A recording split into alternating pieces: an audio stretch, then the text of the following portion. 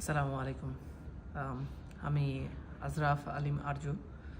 আম প্রথমেই শুরু করতে চাই যে আজকে খুব একটি স্পেশাল দিন, আ বিশ্ব শিক্ষক দিবস।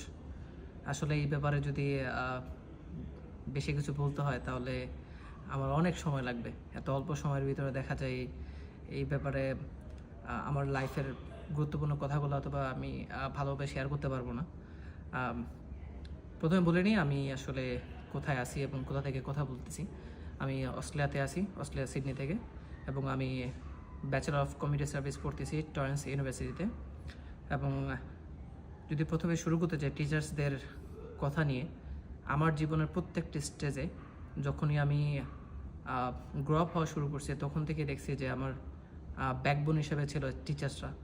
সো যদি আমার লাইফ থেকে খুব প্রথম স্টেজ থেকে শুরু করি তখন এরকম হয় যে আমি খুবই একটা গ্রাম থেকে আসা একটা ছেলে। তো গ্রাম থেকে যখন খুব পড়ালেখার মানে বুঝতাম না, তখন শখের বসেই কী করলাম যে হোস্টেলে চলে গেলাম। সো হোস্টেল ছিল গাজীপুরে। সো গাজীপুরে যখন প্রথম দিক দিয়ে যাই তখন এনভায়রনমেন্টটা এমন ছিল যে পড়ালেখা, খেলাধুলা সব কিছু কেন্দ্রিক। সো ওই সময়টা ফ্যামিলিকে ছেড়ে একটা ছোট্ট বাচ্চা যার বয়স মাত্র 10 থেকে 11 বছর বয়স, সেই সময়টাতে পড়ালেখার মানে কী বোঝা সেই জিনিসটা শিখতে শুরু করছি আসলে আমার টিচারদের দ্বারাই। এইখানে আমার একটা টিচার ছিলেন, যাকে অবশ্যই আপনারা সবাই চেনেন, মাহফুজ স্যার। সো স্যার আমার কাছে টিচার ছিলেন না, আমার কাছে ছিলেন আমার গার্ডিয়ান। এবং তার কাছ থেকে আমি প্রথম পড়ালেখার আগ্রহ জিনিসটা বুঝি। পড়ালেখা একটা জিনিস এবং তার আগ্রহ জিনিস আরেকটা জিনিস। মানুষ অনেক পড়ালেখা করে যে পড়ালেখা করতে হবেই বিধায় পড়ালেখা করে, এবং আর পড়ালেখা ভালো লাগা থেকে পড়ালেখা করা সেটার মধ্যে অনেকটা বড় ডিফারেন্স আছে। তো স্যারের সবচেয়ে বড় গুণ যেটা আমি প্লাস আমার যারা সহপাঠী ছিল তারা এখনও পর্যন্ত ফিল করে, সেটা হলো যে সেটা প্রায় 2012 সালের দিকে।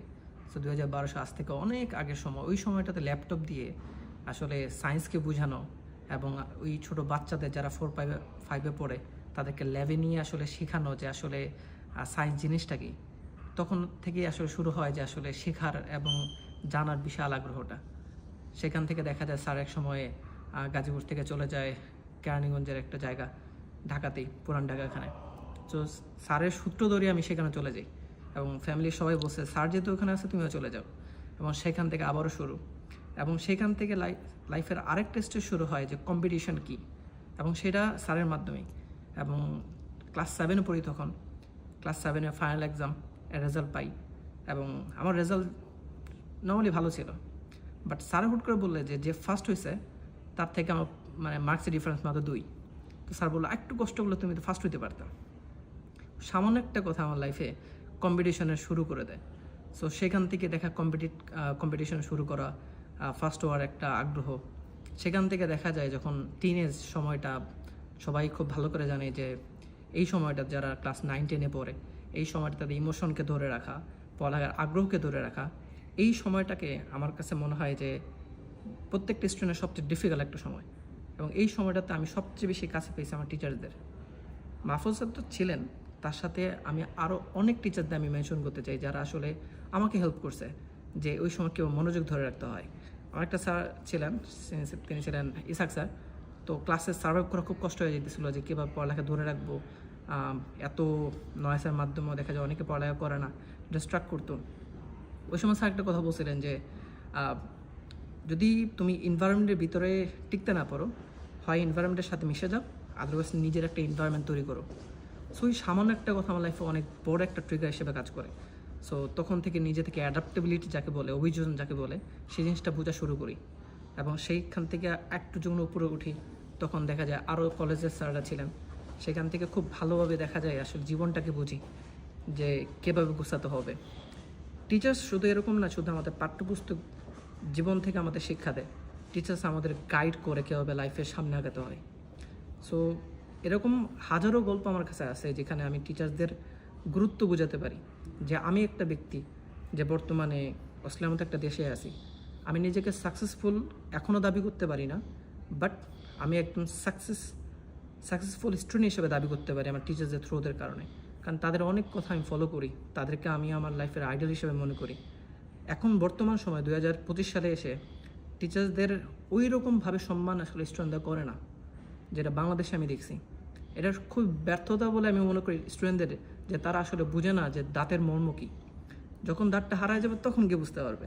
আমি ফিলটা সবচেয়ে বেশি বুঝতে পারছি যখন নিজেকে টিচার হিসেবে আমি প্রতিষ্ঠা করছিলাম।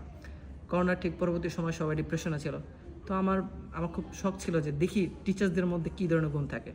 সো আমি যখন টিচার হিসেবে নিজেকে ইন্ট্রোডিউস করলাম, আমি তখন স্টুডেন্টদের পড়াতাম পেশেন্স কাকে বলে, যে ডেডিকেশন কাকে বলে, নিজের জ্বর থাকা সত্ত্বেও ক্লাস মিস না দেওয়ার যে টেন্ডেন্সি, সেই জিনিসটা টিচার হওয়ার পরে বুঝতে পারি। তখন রিলেট করতে পারি যে আমার লাইফে টিচার্সরা কী পরিমাণ স্যাক্রিফাইস করছে। ঈদের ছুটিতে যখন স্টুডেন্টরা দেখা যায় সবসময় ক্লাসে আসতে খুব অনিয়া করতো, টিচার্সরা ঠিকই চলে আসতেন টাইমলি, তাদের ফ্যামিলিকে ছেড়ে, সবাইকে ছেড়ে, জ্বর থাকা সত্ত্বেও আমাদের ক্লাস নিতেন। হাজারো স্টুডেন্টদের মন ভেঙে যাবে সেই কথা চিন্তা করে নিজের দেখা যায় অনেক ইমোশন ফ্যামিলিকে ছেড়ে চলে আসতেন। সো সব কিছু মিলে আমি মনে করি যে টিচার্সটা হলো একটা জীবনের সবচেয়ে বড় কী বলা যায় ত্যাগী একটা চরিত্র, খুবই ত্যাগী একটা চরিত্র। তার মূল্য যদি আমরা দিতে চাই, বা এটা কখনো মূল্য দিতে পারবো না যদি তার সম্মানের কোনো একটা স্তর চিন্তা করতে চাই। অ্যাজ এ মুসলিম আমি মনে করি আমাদের মহানবী সাল্লাল্লাহু আলাইহি ওয়াসাল্লাম, তার শিক্ষক কে ছিলেন? দুনিয়াতে তার কোনো শিক্ষক ছিলেন না, কারণ তার শিক্ষক ছিলেন একজন, সে ছিলেন আল্লাহ তাআলা।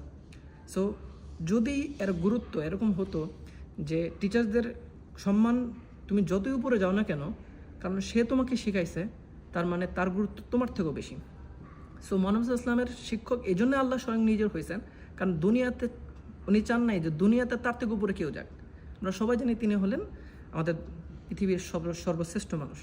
সো এই জন্য তার উপরে শ্রেষ্ঠ কাউকে রাখেন নাই বিদায়ে সর্বশ্রেষ্ঠ আল্লাহ তাআলা নিজেই তার শিক্ষক হয়েছেন।